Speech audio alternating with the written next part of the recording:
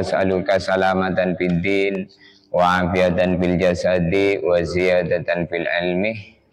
Kita minta kepada Allah wa ziyadatan fil ilmi, ya Allah engkau tambahi urusan ilmu. Bertambahnya ilmu itu bila kita mau duduk di majelis ilmu, kita mendengarkan kalamullah dan sabdanya Rasulullah Shallallahu Alaihi Wasallam. Untuk kesempatan malam ini, insya Allah kita akan sampaikan mengenai hewan korban. Mengingat insya Allah beberapa hari ke depan kita akan melaksanakan Hari Raya Idul Adha pada tanggal 10 Zulhijjah. Kemudian setelah sholat kita akan motong hewan. Hewan yang dipotong namanya hewan korban. Panjang waktunya ditambah 3 hari setelahnya. Jadi 10 Zulhijjah, kemudian ditambah 3 hari setelahnya, hari-hari tasyrik tanggal 11, 12, 13.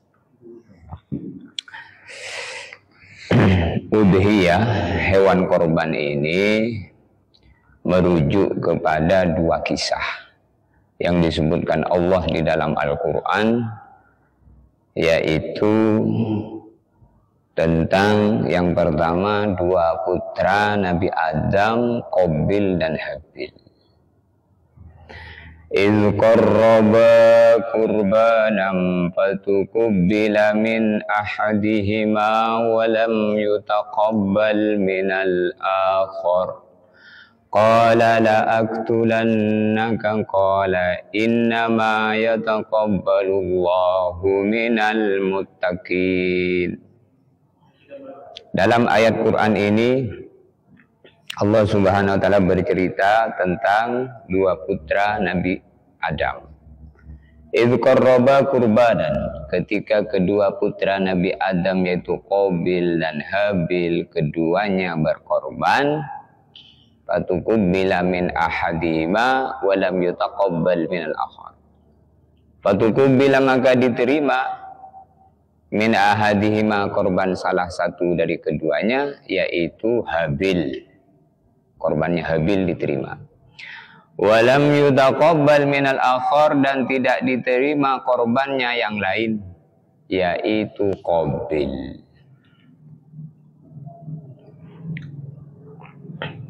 Jadi kalau orang itu beramal, maka amalnya akan kembali kepada salah satu dari 2, yaitu diterima. Kalau tidak diterima berarti ditolak. Kapan korban itu diterima dan kapan korban itu ditolak? Kapan amal itu diterima dan kapan amal itu ditolak? Maka ayat ini memberikan penjelasan yang sangat akurat kapan amal diterima, kapan amal ditolak. Maka diterima korbannya Habil, yaitu dia seorang peternak, dapat perintah suruh berkorban, maka dia mengambil kambingnya yang paling bagus. Dari kambing-kambingnya yang gemuk, yang besar, yang sangat ia cintai, yang sangat ia senangi. Kemudian berbeda dengan Qabil. Qabil dia ini peternak. Ketika dapat perintah suruh berkorban, maka Qabil ini mengambil hasil. Nah, Qabil ini petani, ya. Qabil ini mengambil hasil pertaniannya yang sudah dirinya sendiri tidak suka, sudah busuk, sudah tak layak dimakan, lalu dikorbankan.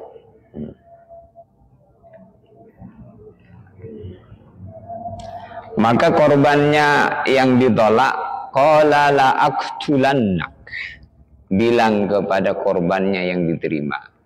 Qabil bilang kepada Habil, la aqtulannak, saya akan membunuh kamu. Kenapa korban kamu diterima lalu korban saya ditolak? Kan sama-sama berkorban. Kenapa punya kamu diterima lalu punya saya ditolak? Tidak adil Tuhan, katanya. Punya kamu diterima, punya saya ditolak. La aqtulannak, saya akan bunuh kamu. Maka Qabil bilang sama Habil akan membunuh. Maka Habil mengatakan, innama yataqabbalullahu minal muttaqin. Innama yataqabbalullah, sesungguhnya Allah akan menerima korbannya yang berkorban. Minal muttaqin, kalau yang korban itu orang yang bertakwa. Kalau korban kamu, Qabil, introspeksi diri. Kamu mempersembahkan sesuatu yang kamu sendiri loh. Tidak mau memanfaatkan, tidak suka. Karena busuk dikorbankan. Buah-buah yang sudah busuk dikorbankan. Maka nggak diterima oleh Allah. Maka kunci amal itu diterima kalau didasari dengan takwa. Takwa itu iman. Takwa itu maksudnya mengerjakan suatu amalan sesuai dengan aturan. Kalau kita mau sholat, maka kita sempurnakan syaratnya, rukunnya, syarat rukunnya. Maka nanti diterima oleh Allah. Jadi kalau kita ini mengerjakan suatu amalan sudah disempurnakan aturan syariatnya, maka kita harus berbaik sangka kepada Allah bahwa amalnya diterima. Tapi kalau amalnya dikerjakan tidak sesuai dengan takwa, maka yang beramal itu sendiri akan merasakan bagaimana amal saya mau diterima. Sedangkan hati saya, sedangkan yang saya buat. Jadi seorang itu tahu dengan kondisi amalnya sendiri. Maka disebutkan man arofa nafsahu faqad arofa rabbahu. Siapa orang kenal dengan dirinya, maka kenal dengan Tuhan. Kenal dengan dirinya itu tahu amalan dirinya itu supaya diterima oleh Allah, maka dirinya harus tahu apa kehendak Allah. Kehendak Allah itu kehendak syariat, aturan. Seperti misalnya orang mau sholat, supaya sholatnya diterima gimana? Sempurnakan syarat rukunnya.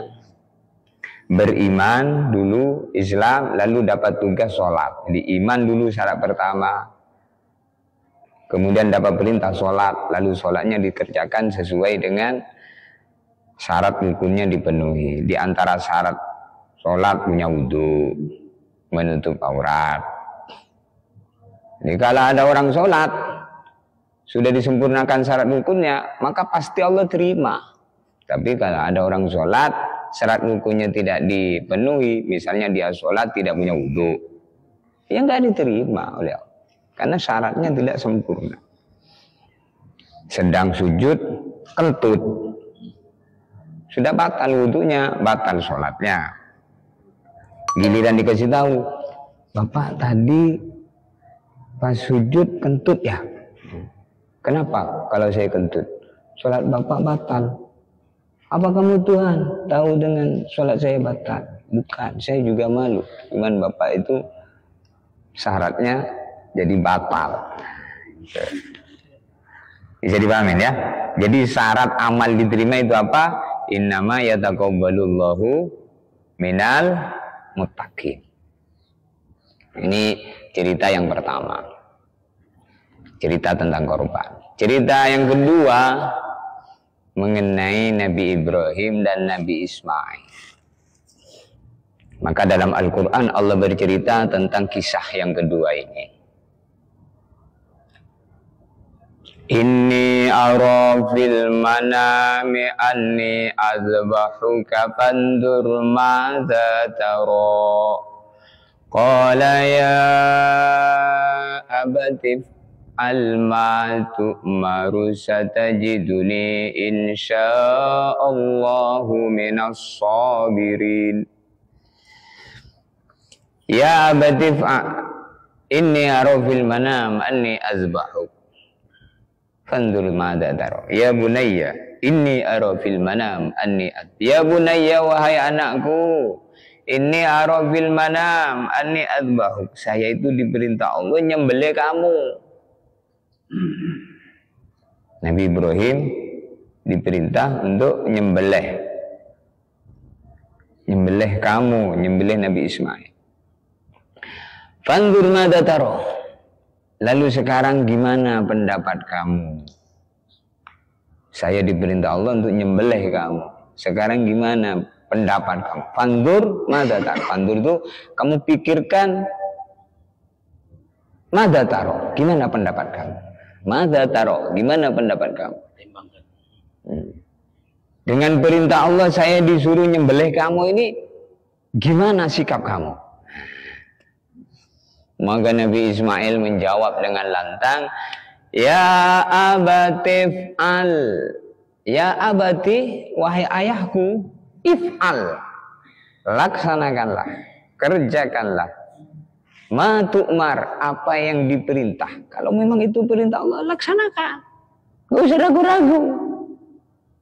Satajiduni insyaallah wahai ayah engkau akan jumpai aku minas sabirin, termasuk orang yang sabar. Jadi ketika sepakat, Nabi Ismail pun siap menjalankan perintah, siap disembelih.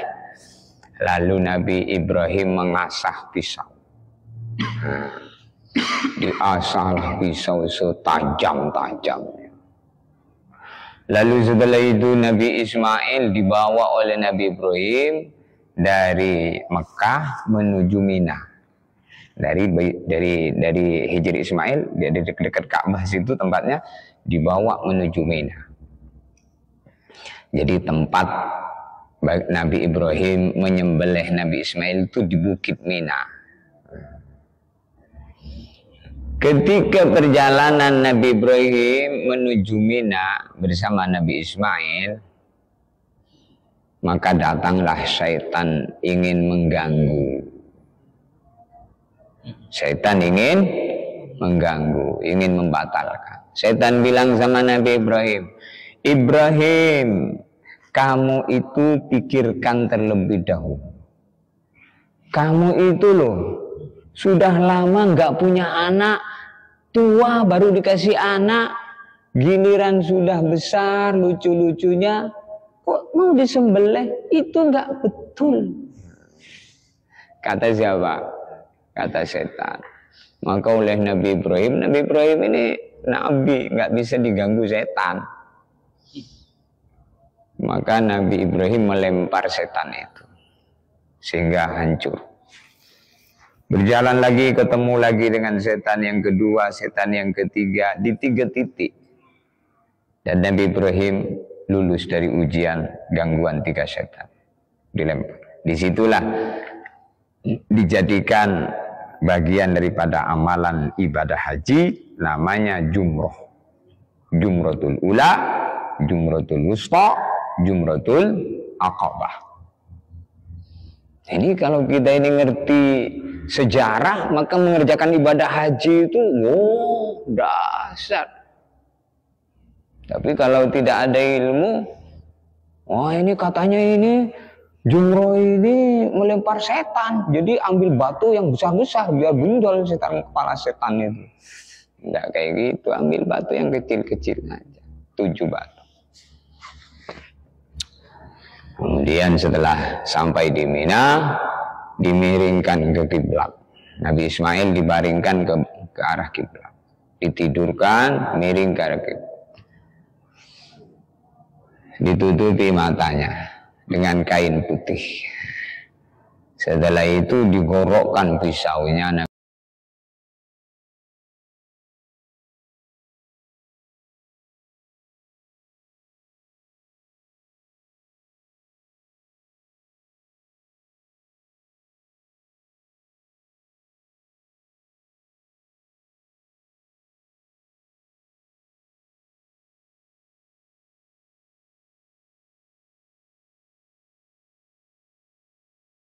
Sebelumnya itulah menunjukkan bahwa hewan korban yang dipotong betul-betul karena Allah, maka disimpan di surga Allah seperti kambing dombanya Habil.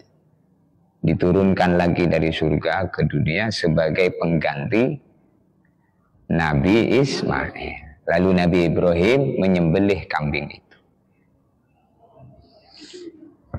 Kemudian pelajaran dari sikap Nabi Ibrahim kenapa mengasah pisau yang tajam supaya yang disembelih tidak sakit. Maka kalau kita nak nyembelih hewan korban, pisaunya tajamkan. Jangan digorok-gorok, nggak mempan, sakit kambingnya, sapi. Kemudian yang kedua ditutupi, matanya ditutupi supaya tidak melihat pisau diletakkan di leher hewan. Tutupi. Di sunnah itu ditutupi. Makanya tidak boleh mengayunkan pisau itu di dekat hewan yang hendak disembelih. Ayo kau mati habis ini kau. Ayo kau. Tidak boleh. Itu punya perasaan juga si kambing dan sapi itu. Dan juga nggak boleh didekatkan dengan tempat penyembelihan hewan yang lain. Jadi tempat penyembelihannya harus dijauhkan dengan kambing-kambing atau hewan atau sapi yang hendak disembelih. Jangan dipotong di situlah sapi yang akan dapat giliran melihat. Itu nggak boleh itu. Termasuk bagian daripada nyiksa hewan. Jadi jauhkan. Itu sapi itu nengok itu kambing kawannya itu disembelih itu. Coba pikirkan. Andaikan kita dapat eksekusi kayak gitu itu, dapat giliran setelahnya, takut dah kita. Wow, pucat kita. Makanya kadang hewan setelahnya, hewan kedua dan ketiga itu kadang darahnya nggak deras lagi karena pucat sudah. Jadi itu hikmah. Jadi dibaringkan ke kiblat, kemudian ditutup matanya, ditajamkan pisaunya, lalu disembelih. Sebelum menyembelih doa, Allahumma inna hadhil udhiyatu minka wa ilaika fataqabbal. Bismillah, sembelih. Doa dulu, jangan asal terus sembelih baik. Allahumma ya Allah, inna hadhil udhiyah, sesungguhnya hewan korban ini yang hendak kami sembelih ini, minka adalah pemberian engkau kepada fulan bin fulan, wa ilaika, lalu oleh fulan bin fulan dikorbankan untuk engkau, karena engkau diserahkan kepada engkau sebagai korbannya. Fataqabbal, maka terimalah. Bismillah, sembelih gitu. Jadi hewan korban itu dari mana? Dari Allah, pemberian Allah. Lalu kemudian diserahkan lagi oleh yang punya korban kepada Allah. Apa saja yang dibuat karena Allah akan sampai kepada Allah dan disimpan oleh Allah di sisi Allah, nanti akan dikembalikan sebagai balasan. Apa saja. Hewan korban. Kita sholat tadi itu, dari siapa kita bisa sholat? Dari Allah. Bukan dari badan kita yang kuat. Maka kalau kita ini mau sholat, sebelum takbir bilang, terima kasih ya Allah, engkau tegakkan saya di barisan sop ini, mau sholat isya. Kemarin malam saya masih sholat isya, dengan cintamu malam ini masih engkau bariskan lagi di barisan sholat isya ini. Berikan izin lagi ya Allah, besok pagi subuh bisa sholat lagi. Jadikanlah sholat yang akan saya kerjakan ini menjadi sholat yang terbaik dalam hidupku. Gitu. Saya nggak bisa apa-apa ya Allah. Mungkin sholat saya masih banyak kekurangan ya Allah. Untuk itu, seperti inilah kemampuan saya untuk beribadah kepada. Masih banyak kekurangan dan jauh daripada kesempurnaan. Maka sempurnakanlah. Maka dalam duduk di antara dua sujud ada kalimat wajiburni. Apa? Wajiburni. Apa itu artinya wajiburni itu? Wajiburni itu bahasa Arab. Rabbi firli warhamni wajiburni warfa'ni warzukni wahdini wa'afini wa'fu'anni. Wajiburni itu apa artinya? Bukan. Tambal kekurangan dalam ibadah. Kalau orang Jawa enggak ngerti, wajibur nih, jeburkan aku. Bukan, nih jeburkan itu. Wajibur nih itu tambal kekurangan dalam ibadah. Rabbi firli, ya Allah ampuni dosa-dosaku. Warhamni, ya Allah sayangi aku. Wajiburni, tambal kekurangan dalam ibadahku. Warfani, angkat derajatku. Warzugni, beri aku rizki. Warfani, warzugni, wahdini, beri saya petunjuk.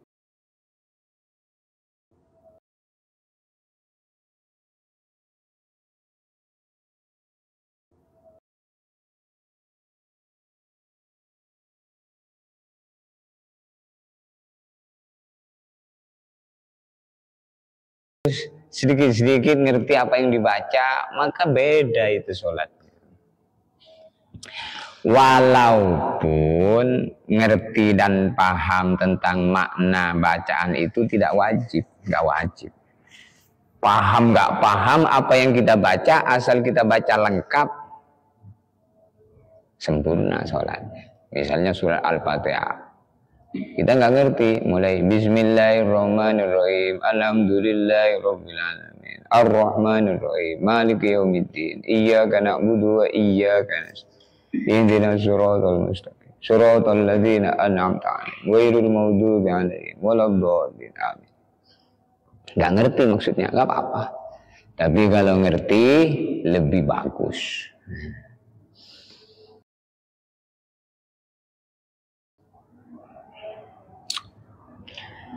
Makanya simbol amal itu buntutnya lillah, lillahi ta'ala.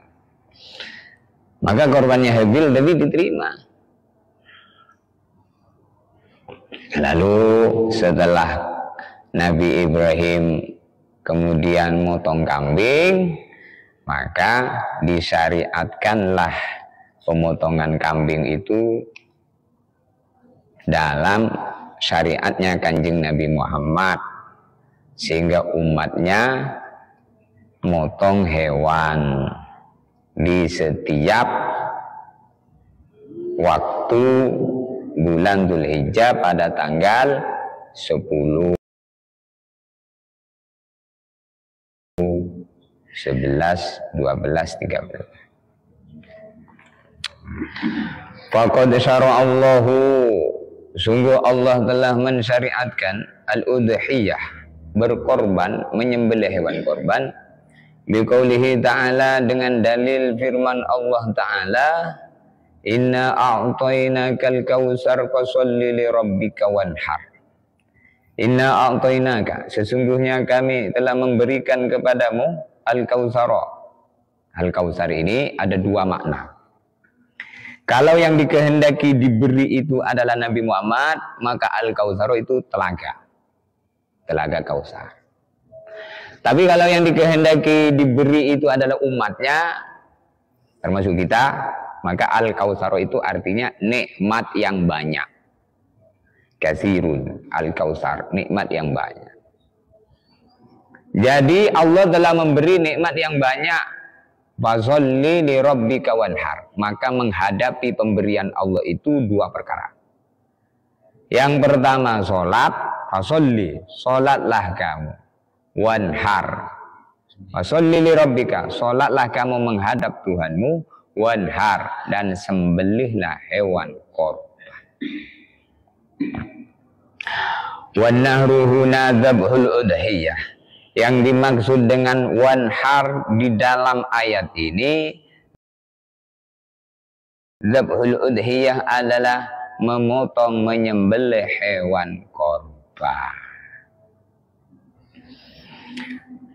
Fa'amal udhiyatu, maka adapun hukumnya menyembelih hewan korban itu, fasunnatun mu'akkadatun, hukumnya sunnah mu'akkad, la tajibu, tidak wajib, illa bin nadar, kecuali wajib bila korbannya itu korban nazar. Jadi korban itu sunnah mu'akkad, tidak wajib, melainkan menjadi wajib kalau nazar. Nazar itu contohnya Pak Somadi bilang, kalau saya tahun ini masih berjumpa dengan hari raya Idul Adha, maka saya nyembelih hewan kurban. Kemudian Pak Somadi ternyata diberikan kesempatan lalu panjang umur berjumpa dengan Idul Adha, maka dia nazar wajib. Contoh korban nazar itu begitu. Wasabata, dan telah tetap keterangan yang sampai kepada kita, anna Nabiya sallallahu alaihi wasallam, bahwa sesungguhnya baginda Nabi Muhammad sallallahu alaihi wasallam dhaha, beliau menyembelih hewan korban, wa dhaha, dan menyembelih hewan korban juga al muslimuna, orang-orang Islam, yaitu yang dikehendaki dengan muslimun di sini para sahabat, para tabi'in, tabi'ut tabi'in, para ulama, dan orang-orang Islam semuanya secara umum, termasuk kita. Wa ajma'u ala dzalik, dan sepakat para ulama bahwa Nabi dan para sahabat dan orang Islam semuanya menyembelih hewan kurban. Jadi menyembelih hewan korban itu hukumnya sunnah muakkad. Sunnah muakkad itu sunnah yang sangat ditekankan. Ada yang mengatakan sunnah kifayah, kemudian sunnah muakkad.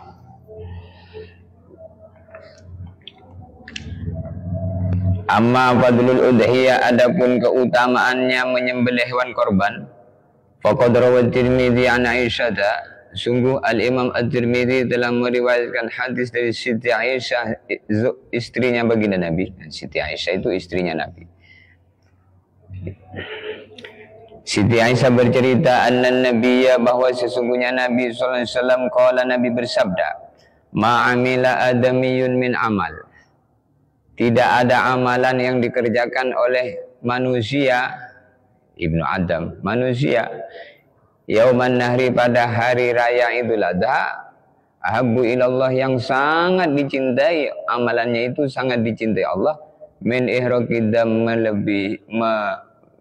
melebihi mengalirkan darah. Ai isalatuhu, mengalirkan darah, bitabil udhiyah, dengan memotong hewan korban. Jadi amalan yang paling dicintai Allah di hari raya Idul Adha, amalan menyembelih hewan korban. Jadi amalan yang paling dicintai Allah di hari raya Idul Adha adalah amalan menyembelih hewan korban. Al-udhiyah sunnatun mu'akkadah, hukum menyembelih hewan korban hukumnya sunnah muakkad, wa yukrahu tarkuha ma'al qudrati 'alaiha. Wa yukrahu, maka dimakruhkan, tarkuha, tidak menyembelih hewan korban, ma'al qudrati 'alaiha, orang yang mampu menyembelih. Jadi kalau mampu menyembelih hewan korban, maka disunahkan terus setiap tahun. Kalau tidak korban, makruh. Jadi kalau mampu, maka jangan meninggalkan. Li hadisi Anas radhiyallahu an, berdasarkan dalil hadisnya sahabat Anas, alladzi rawahu al-Bukhari wa Muslim, hadis yang telah diriwayatkan oleh Imam Al-Bukhari dan Imam Muslim, anna nabiyya, bahwa sesungguhnya baginda Nabi, dhaha bi kabsyaini amlahaini, baginda Nabi telah memotong bikabsyaini, dengan dua kambing, amlahaini, yang punya warna putih campur hitam. Al-amlah ma yukhalitu bayaduhu sawat. Amlahain yaitu hewan kambing yang punya warna putih campur hitam. Intinya dua kambingnya ini. Adapun warna itu bukan terus harus cari yang putih campur hitam.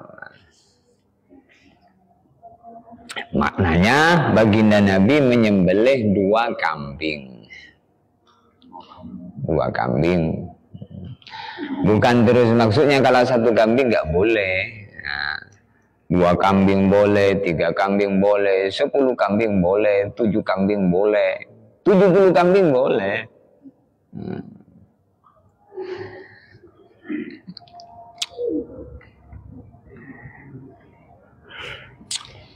Kemudian itu waktunya sekarang. Wa awwalu waqtiha, adapun waktu memulai memotong hewan korban ba'da mudhiyi qadri rak'ataini wa khutbataini khafifataini min tulu'i syamsi yaumi Idil Adha, yaitu ketika masuk waktu sholat duha seukuran mengerjakan sholat 2 rakaat ditambah 2 khutbah yang ringan.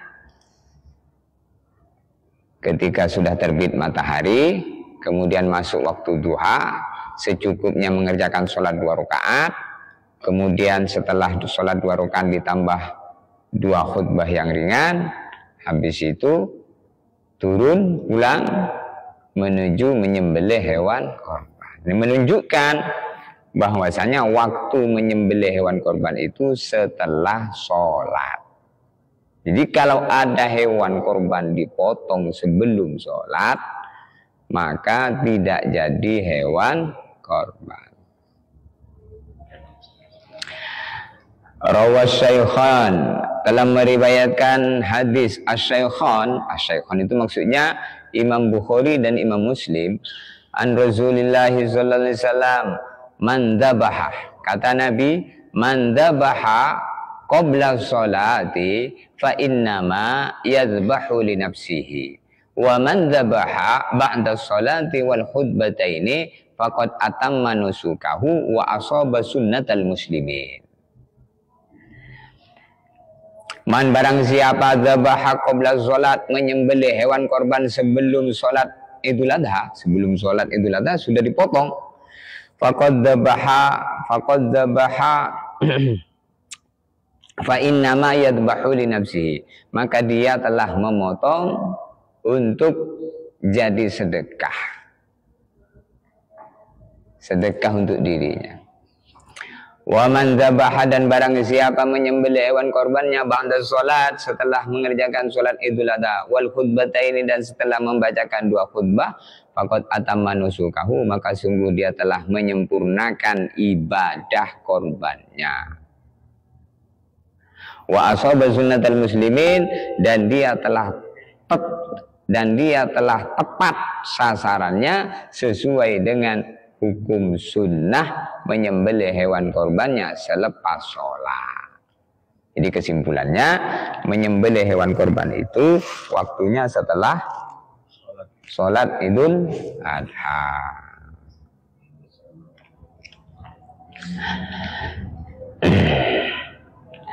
Wa qala Abu Burdah, berkata Imam Abu Burdah, khatabana Rasulullah membacakan khutbah kepada kami yauman nahri, pada hari raya Idul Adha. Faqala, maka dalam khutbahnya Nabi mengatakan, man shalla salatana, barang siapa salat sebagaimana salat kami, wa wajjaha qiblatana, dan menghadap kiblat sebagaimana kiblat kami, wa nasaka nusukana, dan mengerjakan ibadah memotong hewan korban sebagaimana cara kami, fala yadbahu hatta yusolliya, maka hendaklah hewan korbannya jangan dipotong melainkan selepas sholat. Kata Nabi, korban kalian tuh kaget motongnya selepas sholat. Ini waktunya.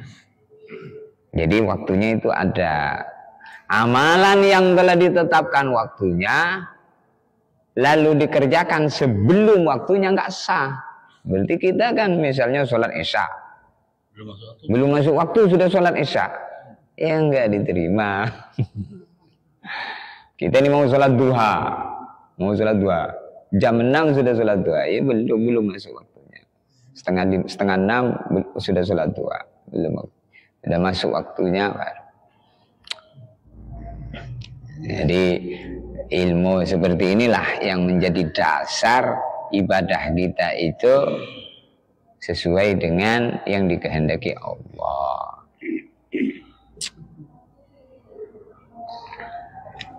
Alhamdulillah.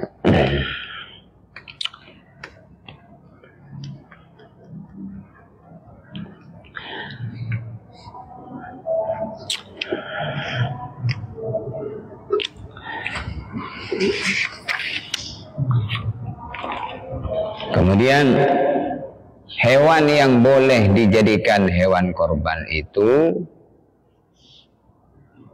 adalah tertentu. Tidak semua hewan bisa dijadikan hewan korban.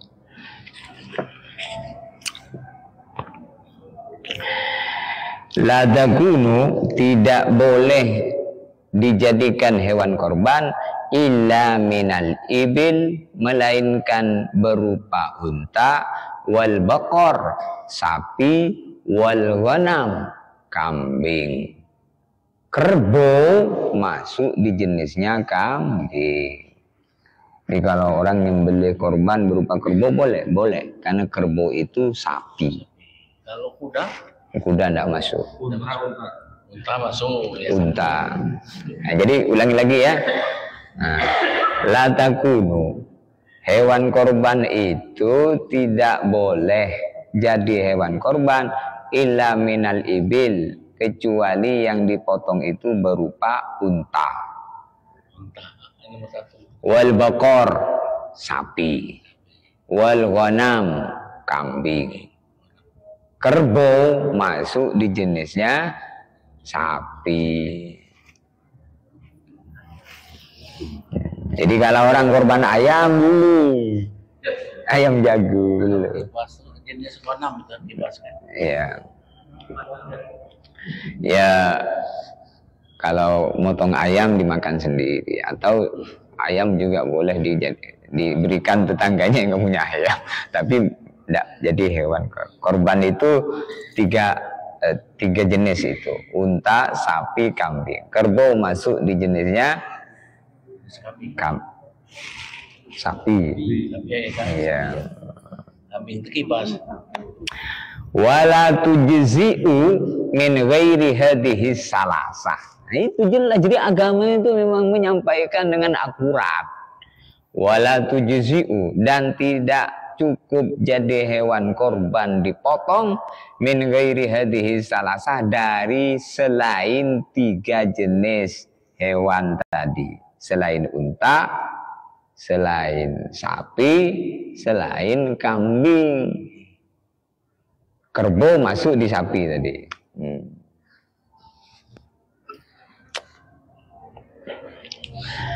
Nah, sekarang umurnya unta, sapi, kambing itu umur berapa?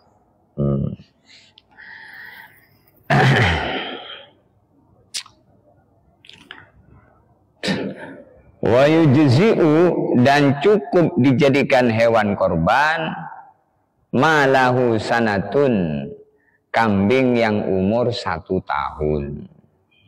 Wa minal baqar malahu sanatani, dari sapi yang umur 2 tahun. Wa minal ibil malahu khamsu sinin, unta yang umur 5 tahun. Jadi jangan asal beli. Ini tanyakan dulu, ini kambing ini sudah umur setahun belum? Kalau umur setahun, ini kadang-kadang pedomannya mau tanuk. Ini nanti ada dua. Jadi dengan umur itu, kalau kambing 1 tahun, kalau sapi 2 tahun, kalau unta 5 tahun. Ini dengan umur. Kemudian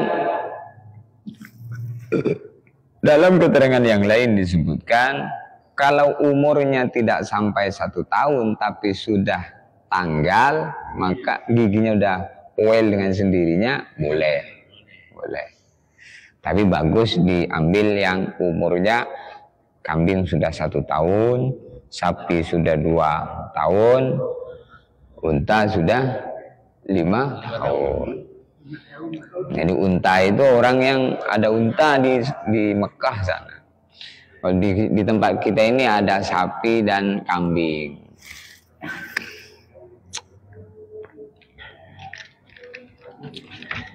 Sekarang kalau ada orang urunan, wa tajuzu al-musyarakatu fil udhiyah, diperbolehkan al-musyarakatu, bareng-bareng bil udhiyah di dalam memotong hewan korban.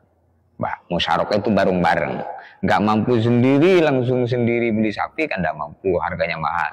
Lalu dia bareng-bareng. Kalau bareng-bareng itu berapa? Idza kanat minal ibili awil bakori, bila yang hendak dipotong itu berupa sapi dan unta, maka boleh musyarakah bareng-bareng. Wa tujzi'u, dan cukup dijadikan hewan korban al-baqaratu sapi awil jamalu atau unta an sab'ati ashkhasin 7 orang. Jadi 7 orang kumpul jadi satu, ngumpulin duit 7 orang, kemudian motong 1 unta atau 1 sapi. Maka 1 sapi boleh untuk 7 orang. Gitu, jadi jelas, bukan ikut-ikutan. Kenapa sih kok boleh tuh sekambing boleh nggak urunan 7 orang? Nggak boleh. Kok nggak boleh? Ya aturannya nggak boleh. Jadi agama itu nggak ada asal-asalan. Semua itu sesuai dengan petunjuknya. Itulah ilmu agama namanya. Ini urusan korban, nanti urusan pernikahan juga ada tertib-tertib. Ada urusan ngurus mayit, ada tertib. Ada urusan sholat, ada urusan perdagangan. Semua sudah selesai. Hukumnya itu ngatur, kalau sesuai aturannya semua jadi pahala. Diulangi lagi, watajuzu boleh al-musyarakatu bareng-bareng fil udhiyah di dalam memotong hewan korban idza kanat, bila korban yang hendak disembelih itu minal ibili berupa unta awil bakori atau berupa sapi. Kalau selain unta dan sapi berarti apa? Kambing. Enggak boleh bareng-bareng karena kambing untuk 1 orang. Jadi kalau ada orang 7 orang urunan beli kambing, maka kata guru saya tidak jadi hewan korban. Kenapa? Khilafus sunnah, menyalahi aturan.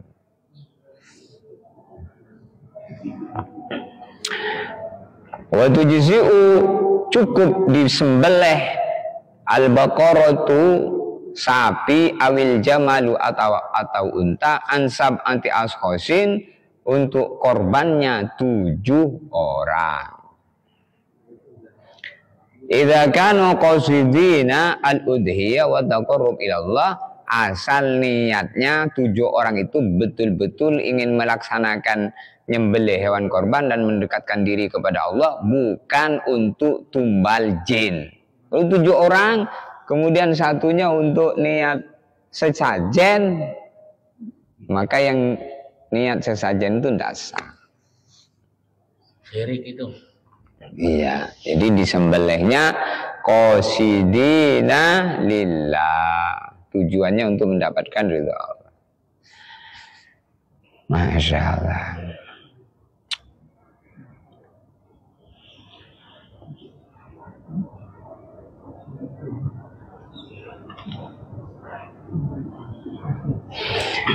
Fa'an Jabirin, maka diriwayatkan dari sahabat Jabir. Jabir mengatakan, naharna ma'an Nabi bil Hudaybiyah. Kami telah memotong hewan korban bersama Nabi di Hudaybiyah. Al-budna, yaitu 1 unta. Ala sab'atin, untuk 7 orang, wal baqarah, dan 1 sapi, an sab'atin, untuk 7 orang. Rawahu Muslim, hadis ini diriwayatkan Muslim. Jadi dalilnya musyarakah itu hadis ini. Hadis riwayat Jabir bahwa Sayyidina Jabir bersama Nabi di Hudaybiyah menyembelih unta, 1 unta untuk 7 orang, 1 sapi untuk 7 orang. Ini dalilnya musyarakah. Jadi bagus itu kalau di masjid itu dibentuk panitia hewan korban, sehingga dari awal tahun sudah disetor sedikit. Kan kalau sapi sekarang misal harganya 17 juta, 15 juta dapat kan. Nah itu urunan 2,5 kan 7 orang 17.500 kan. 17,5 juta itu sudah dapat. dapat sapi 2,5 juta itu, insya Allah kita itu dalam 1 tahun itu punya uang lebih dari 2,5 juta. Masa 2,5 juta selama 1 tahun itu tidak bisa? Sebenarnya bisa, nggak bisa itu karena tidak diusahain. Insya Allah 1 tahun itu punya uang itu, kalau cuma 2,5 juta 1 tahun itu, wah banyak itu ada itu. Jadi kalau nggak mampu motong sendirian, maka bareng-bareng. Sekarang kalau motong kambing sendirian, 2,5 juta nggak dapat. 4,5 juta itu kalau kambing sekarang, 1 kambing. Jadi kalau 2,5 juta dibelikan kambing, tidak cukup. Makanya urunan 7 orang, 2,5 juta, 17,500.000 dapat sapi. Gitu. Akhirnya masjidnya banyak hewan korban. Jadi inilah bentuk kerjasama, wa ta'awanu 'alal birri wat taqwa. Gotong royong di dalam wujudnya kebaikan dan ketakwaan. 1 orang nggak bisa motong 1 sapi, maka urunan 7 orang. Akhirnya bareng-bareng sehingga berat jadi ringan. Jadi itulah berat sama-sama dipikul, ringan sama-sama dijinjing. Jadi kalau orang Islam itu mau bersatu, Masya Allah, kekuatan umat Islam itu jadi kuat.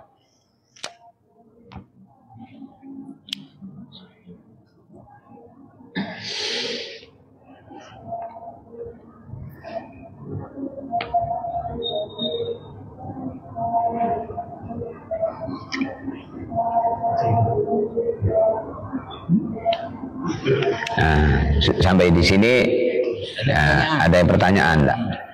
Lanjut. Ya. Boleh. Orang satu keluarga bisa kan? Pertama bapaknya, kemudian bapaknya, tahun depan istri ibunya, tahun depan anaknya lagi. Bagus. Gimana itu? Bagus. Sekaligus biarkan. Iya bagus. Jadi misalnya kalau motong sendiri-sendiri, motong kambing berarti kan? Nah, tahun ini bapaknya, tahun depan ibunya. Atau motong sapi 7 orang.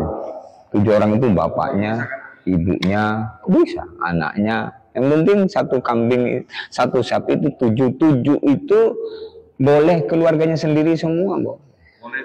Iya, enggak harus orang lain. Yang penting 1 sapi untuk 7 orang. Ada pertanyaan? Cara pembagian kurban.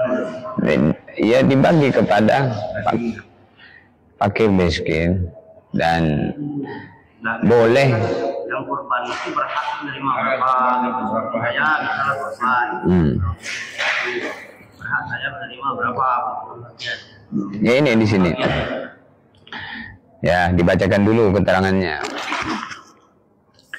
Yusannu disunnahkan lil mudhi bagi orang yang berkorban ayyakula min udhiyatihi, sunnah untuk makan dari sebagian hewan korbannya. Wa yuhdi, lalu sisanya dia hadiahkan al aqarib kepada kerabat-kerabatnya. Wa yatasaddaqu min alal fuqara, lalu juga disedekahkan kepada fakir miskin.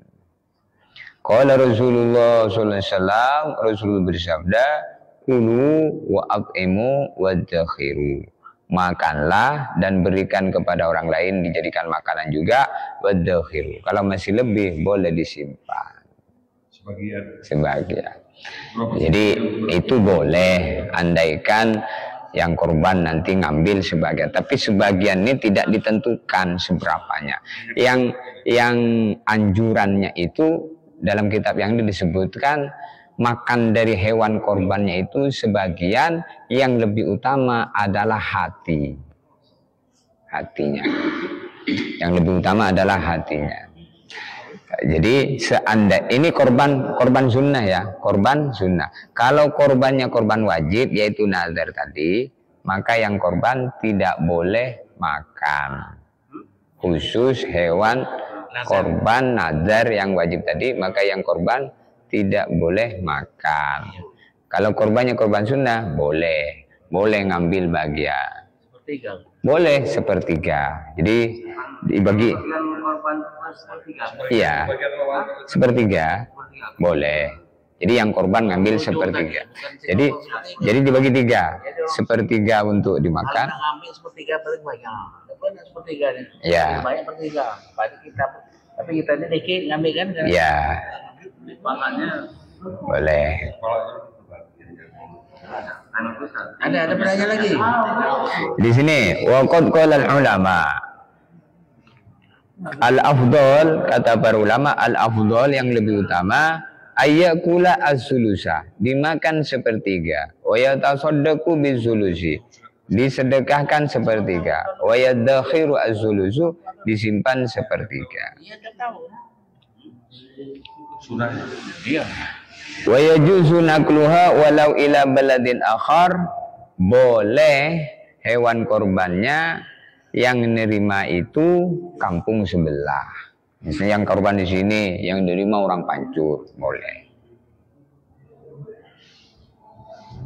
Wala yajuzu bai'uha, tidak boleh hewan korban itu dijual. Kecuali setelah sampai kepada dirinya. Misalnya hewan korban itu nggak boleh dijual.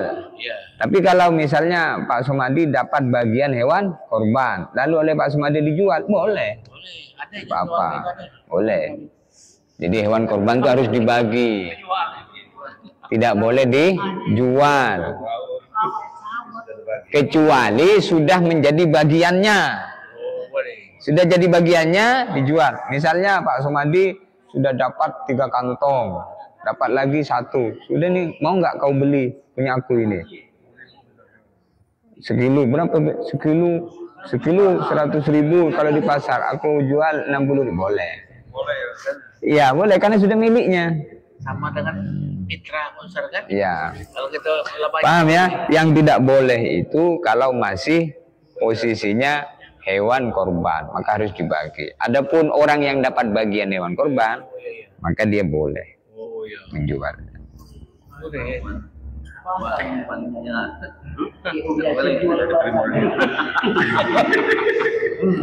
Kemudian wala yajuzu bai'uha, tidak boleh menjual hewan korban. Wala bai'u jildiha, tidak boleh menjual kulitnya hewan korban. Wala yu'ta al-jazar min lahmiha syai'an, tidak boleh memberi orang yang memotong hewan korban jagal dari dagingnya sedikit pun sebagai upah. Nggak boleh kalau sebagai upah. Ini banyak minta upah nih. Jadi sebagai upah nggak boleh. Sebagai bagian aja dikasih gitu aja, bukan upah. Nah itu. Ya jangan upah. Kalau upahnya kepala nggak boleh. Sebagai upah nggak boleh.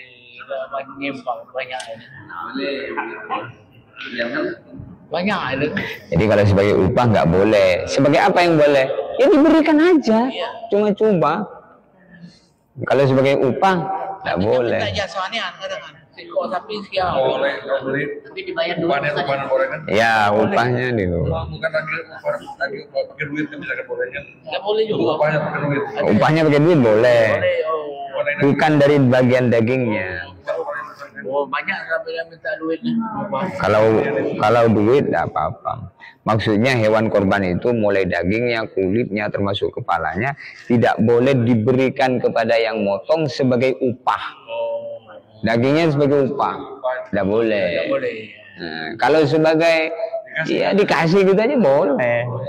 Jadi hukum itu tergantung niatnya untuk apa. Kalau niatnya sebagai upah nggak boleh.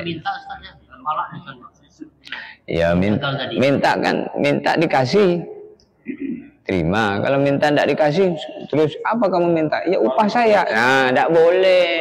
Upah saya nggak boleh. dapatnya yang beli kepalanya dia. Bukan sistem upah Ustaz ya. Dia Iya. upah yang memasak daging itu malah duit lah boleh. Jadi sampai di sini sudah ada gambaran ya, gambaran hewan kurban ya. Nah, ini saya tanya Ustaz sedikit.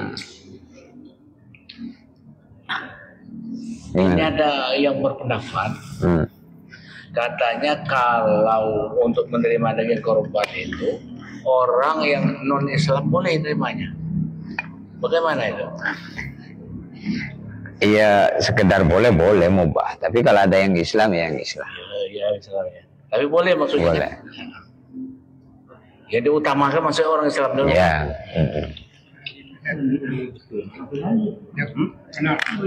Itu Ustaz, kalau untuk korban tuh apa khusus itu daging apa korbannya harus laki-laki apa? Enggak, hewan perempuan boleh. Perempuan. Tapi yang utama laki. Jadi menyembelih hewan korban, hewannya kok hewan betina boleh.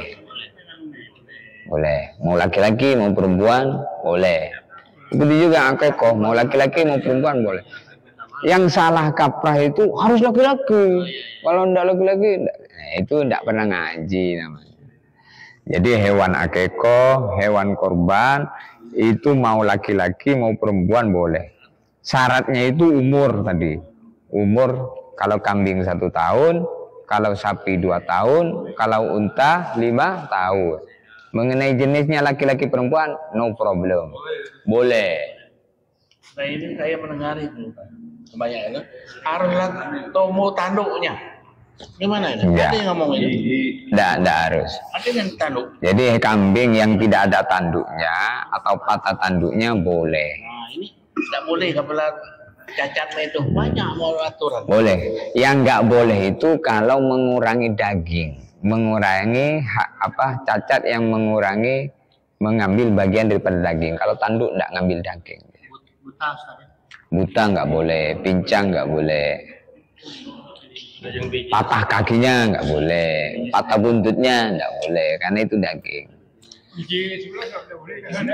Biji sebelah boleh, biji sebelah.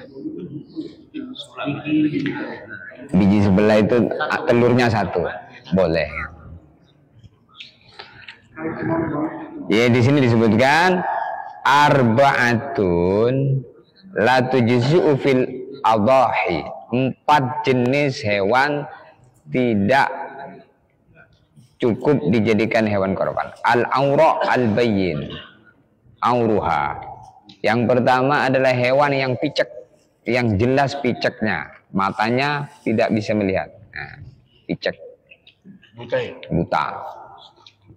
Wal mariudah al-bayyin maruduha. Hewan yang sakit, yang jelas sakitnya. Wal arja al-bayyin wal'uha. Yang pincang, yang jelas pincangnya. Wal ajfa, dan yang sangat kurus sehingga tidak ada daging, tinggal tulang. Ya jangan itu. Selain itu boleh.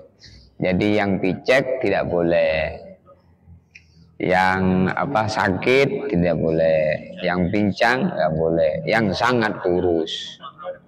Iya kan picek. Kalau telinganya lubang nggak apa-apa. Telinga lubang. Alhamdulillah. Gimana? Ada tanya dikit Ustaz. Masih berhubungan haji, ada haji juga. Itu ada hadis saya itu baca yang paling disukai Allah itu puasa pada satu haji. Haji itu. Puasa? Satu haji. Satu haji? Tanggal 1. Ya tanggal 1. Bulan haji. Terus? Nah, pahala itu sama dengan menghapuskan dosa 1 tahun. Kalau dia semayang malam, semayang duha sama dengan Lailatul Qadar. Maksud satu haji itu saya kira begini Ustaz. Apakah yang kita kan disunatkan puasa dulu, sudah itu sholat baru kita berbuka. Yang itu maksudnya puasa satu haji itu. Gimana? Satu puasa tanggal 1 haji. Kan hari raya kan? Katanya raya. Satu haji itu gimana maksudnya? Tanggal 1 haji. Tanggal 1 di bulan haji. Buat haji ya. Tanggal 1 bulan haji itu bulan Zulhijjah kan? Iya Zulhijjah ya. Tanggal 1. Iya. Yang itulah maksudnya. Iya, maksudnya. Tanggal 1. Nah, maksudnya. Jadi makanya puasa Zulhijjah itu boleh dari tanggal 1. Kalau tidak diambil 2 hari. Tanggal 8 sama tanggal 9. Tanggal 8 hari Tarwiyah, tanggal 9 hari Arafah. Tanggal 10 hari raya Idul Adha. Nggak boleh puasa sampai sempurna maghrib. Boleh puasa, maksudnya makanya dari subuh tidak makan sampai makannya sesudah hari raya Idul Adha. Sudah sholat ya. Makanya kalau Idul Fitri sunnahnya makan dulu baru sholat. Ya. Kalau Idul Adha sholat dulu baru makan. Ya. Setelah 10 Zulhijjah, 11, 12, 13 namanya hari tasyrik, nggak boleh puasa. Ustaz, kalau mengorbankan untuk orang yang telah meninggal, gimana? Ya, korban untuk orang yang meninggal itu ikhtilaf ulama. Kalau mayitnya berwasiat, Ya benar. berwasiat maka harus, karena jadi nazar, jadi korban wajib. Kalau mayitnya berwasiat maka jadi korban wajib, sama seperti nazar. Tapi kalau nggak wasiat maka sunnah, jadi boleh dikorbankan atas nama mayit, boleh tidak. Yang bagus, seandainya ada orang mau nyembelih untuk keluarganya sudah meninggal atas nama almarhumah, boleh. Apa? Karena itu sama hukumnya seperti sedekah. Sedekah sampai. Jadi korban atas nama mayit itu sepakat para ulama boleh, sebagaimana yang dikerjakan oleh Al-Imam As-Subuki. Imam Subuki, beliau menyembelih hewan korban atas nama keluarganya yang sudah wafat. Yang itu tadi dulu Ustaz. Ya? Yang Bapak itu dari Bapak ini tadi. Kenapa? 1 Zulhijjah. Ya itulah. Ya, tanggal 1 itu. Boleh. Boleh ya hatinya. Boleh. Pahalanya gitu, pahalanya. Iya. Jadi kalau kita berpuasa, niatnya sunnah gitu aja. Jadi pahalanya itu jangan menjadi suatu acuan. Pahalanya tadi jangan menjadi suatu acuan. Yang menjadi acuan itu adalah ini sunnah Nabi. Ini, jadi mengerjakannya lebih tinggi. Tapi bagus tahu fadilahnya supaya semangat mengerjakannya gitu. Kalau orang nggak tahu nilainya ya lembek. Urusan dunia aja kalau nggak tahu nilai duit, mata karet malas. Jadi kalau tahu nilainya, bangun malam tahajud. Nabi bersabda, "Shallu bil-lail wa nasu niyam tadulul jannata bisalam." Shallu bil-lail, salatlah di malam hari, salat tahajud, wa nasu niyam. Di saat orang-orang pada tidur, tadulul jannata bisalam. Kaget di hari kiamat, kamu tuh masuk surga selamat. Nah, akhirnya semangat tahajud karena pengen selamat di hari kiamat. Hari raya. Intinya mengetahui fadilah itu bagus. Iya akan datang ya. Ada pertanyaan? Boleh. Pertanyaan untuk diri pribadi saya, kalaupun ada bapak yang senasib dengan saya, ini secara kebetulan. Siap. Pak Ustadz, apakah bisa saya menjadi imam, sedangkan posisi saya tidak bisa membaca apa namanya huruf Arab. Sedangkan saya mau tidak mau kewajiban saya menjadi imam di dalam keluarga saya. Karena Pak Ustadz, saya baca di sini dari tulisan Arab dengan tulisan Latin lain Pak. Di sini tulisan Latin Rahmani Rahim. Seharusnya Rahman ya. Nah, sudah itu di sini Rabil. Di dalam surat Al-Fatihah Pak. Nah, di sini Rabil. Lalu bahasa Latinnya. Nah, sudah itu siratal di sini kan, sedangkan sirotol. Nah, sedangkan di sini gairi loh, kalau gairi. Nah, itu gairi. Jadi kalau saya mau belajar dengan huruf atil berarti banyak kekeliruan saya. Ya, sudah belum pertanyaannya? Sudah. Jadi gini, imam sholat itu ada 2 kategori. Qori yang pertama, yang kedua ummi. Qori itu orang yang bagus bacaan Fatihahnya, bacaan huruf tajwidnya, huruf Arabnya. Kalau ummi, orang yang bacanya peletot-peletot, kalau dia pun bisa, dia bukan membaca Arabnya, tapi membaca yang kayak tadi itu ummi. Jadi Ar-Rahman di mana? Ar-Rahman. Sirotal itu ummi namanya, ummi. Jadi kalau ada dua-duanya, qori dan ummi, maka didahulukan yang qori. Kalau tidak ada ummi semua, ya boleh sama-sama ummi gitu. Paham enggak? Qori yang bagus bacaan Fatihahnya, maknanya dia bisa membaca sesuai makhorijul huruf yang wajib seperti Fatihah, takbiratul ihram. Dia harus bacaannya bagus. Kalau dia itu tak bagus bacaannya, maknanya lahana lahnan. Dia merusak dari keluarnya makhraj. Misalnya sirotol dibahasa jirotol, siratal. Nah, itu jadi itu masuk ummi. Dia tidak boleh jadi imam. Cukup sah untuk dirinya sendiri. Kecuali boleh dia jadi imam kalau adanya cuman itu.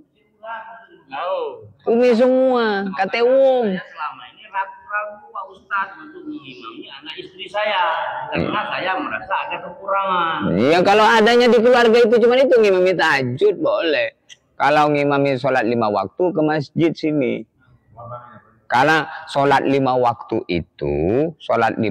itu Nabi enggak pernah mengerjakannya di rumah. Tetapi bukan terus kalau Nabi enggak pernah mengerjakan di rumah, bukan terus enggak boleh. Iya boleh aja, tapi kurang afdol. Yang afdol itu ke masjid. Kalau mau ngimamin keluarga di rumah, sholat sunnah seperti sholat tahajud.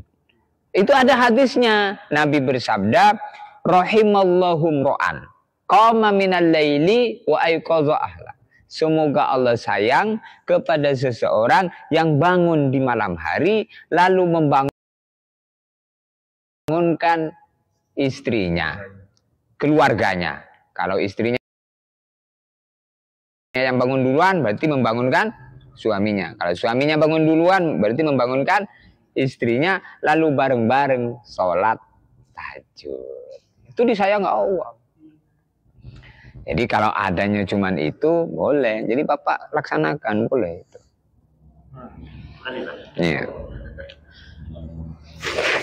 Insyaallah cukup. Semoga bulan depan bisa berjumpa kembali. Al-Fatihah. Alhamdulillah. Iya kan na'budu wa iyyaka nasta'in. Hadanallahu iyyakum.